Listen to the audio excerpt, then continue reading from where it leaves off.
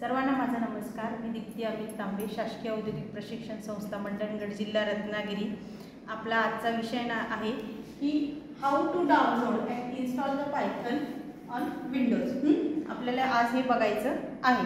तर त्यासाठी आपण काय करूया, पहिले गुगल क्रोमवर जाऊया। गुगल क्रोमवर आपल्याला इथे पायथन असं टाकायचं आहे।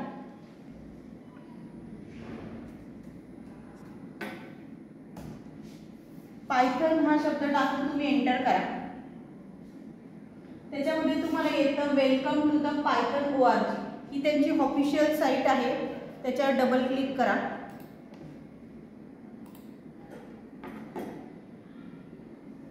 त्याच्यावर डबल क्लिक केल्यानंतर डाउनलोड्स हे तुम्हाला दिसेल। डाउनलोड्समध्ये जे लेटेस्ट व्हर्जन असतं ते तिथे दाखवलेलं असतं। बघा, हे लेटेस्ट व्हर्जन तिथे दाखवलेलं आहे, पायथन 3.13.2।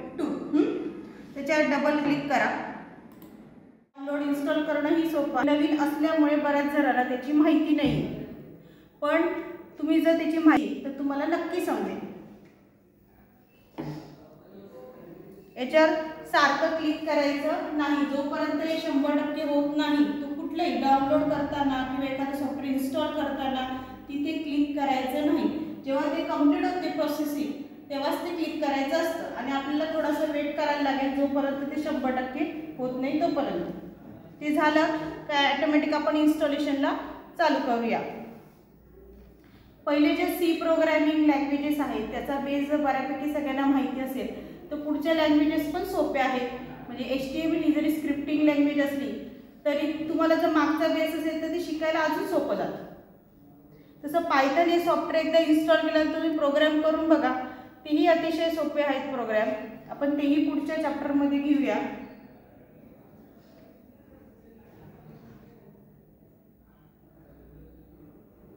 आता हे इन्स्टॉल तुमचं करायला घेऊया।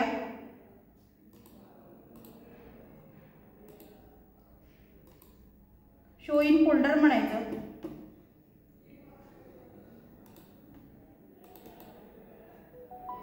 हे डबल क्लिक करायचं त्याच्यावर।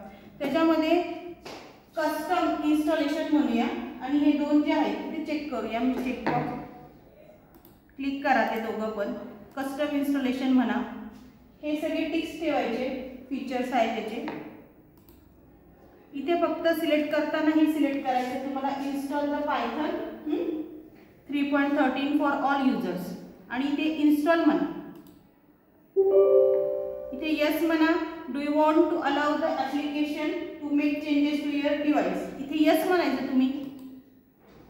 आणि हे पूर्ण नेहमीप्रमाणे हे पूर्ण सेटअप होईपर्यंत वेट करायचा। इथे पण कुठेही क्लिक करायचं नाही। म्हणजे कुठलेही सॉफ्टवेअर इन्स्टॉल करताना ही काळजी घ्यायची नेहमी, किंवा आजूबाजूला एक दुसरं हे करून असं करायचं नाही। परत मग सेटअपमध्ये काहीतरी मेसेज येतो किंवा ते प्रॉपरली इन्स्टॉल होत नाही, मग तुमचा प्रोग्राम रन होत नाही। हे प्रॉब्लेम तुम्हाला फेस करावे लागतात। त्यामुळे जेवढा टाइम द्यायचा तेवढा टाइम द्यायचा, म्हणजे ते प्रॉपर इन्स्टॉलेशन होतं।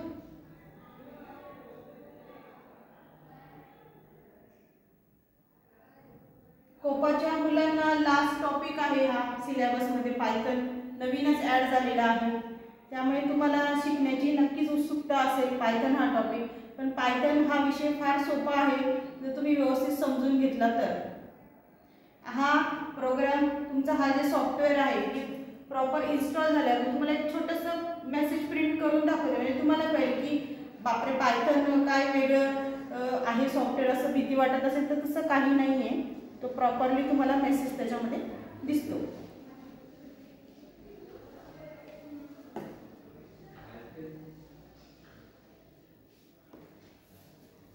फक्त तुम्हाला कशात करायचं ते तुम्ही बघायचं। तुम्ही त्याच्या कमांड लाईनवर तुम्हाला आहे, कमांड लाईनवर आपण करून बघूया, किंवा दुसरंही मोड असतं त्याच्यात पण आपल्याला हे प्रोग्राम करता येतात। आज आपण कमांड प्रॉम्प्टवर एक मेसेज डिस्प्ले करून बघूया बाय युजिंग पायथन। तर ते करण्यासाठी तुम्ही नुसतं py म्हटलं तरी तुम्हाला तिथे व्हर्जन दिसतंच तुमचं की तुम्ही कुठलं इन्स्टॉलेशन झालंय तुमच्या मशीनमध्ये पायथनचं। फक्त हे 100% होऊ द्या। एवढं झाल्यानंतर ते तुम्हाला व्यवस्थित समजेल। बघा सेटअप वॉज सक्सेसफुल दाखवलेला आहे. देन हे तुम्ही क्लोज म्हणा. हे पण क्लोज म्हणा. हे सगळं क्लोज करा. आता तुम्हाला ते CMD टाकायचं आहे. CMD for command prompt. इथे तुम्ही CMD म्हणा. कमांड प्रॉम्प्टवर डबल क्लिक करा. त्याच्यावर क्लिक करा. हे मॅक्झिमाइज करा. इथे जर तुम्ही PY म्हटलं तर तुम्हाला बघा तुम्ही जे इन्स्टॉल केलेलं आहे पायथन 3.13.2 हे दिसतंय बघा तुमचं जे सॉफ्टवेअर आहे ते. तर आता ते रन करून बघूया म्हणजे आपलं सॉफ्टवेअर प्रॉपरली रन झाले का आपल्याला समजेल. प्रिंट म्हणायचं. Opening bracket circle. Welcome to the Python programming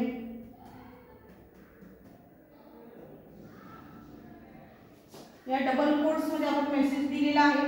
circle bracket complete केलेला आहे आणि एंटर प्रेस केलेला आहे. तुमचं बघा आउटपुट आहे welcome to the Python programming. Python हे सॉफ्टवेअर कसं डाउनलोड करायचं, कसं इन्स्टॉल करायचं आणि एखादा मेसेज कसा प्रिंट करायचं हे तुम्हाला चांगल्या पद्धतीने समजलं असेल अशी मी आशा करते. धन्यवाद.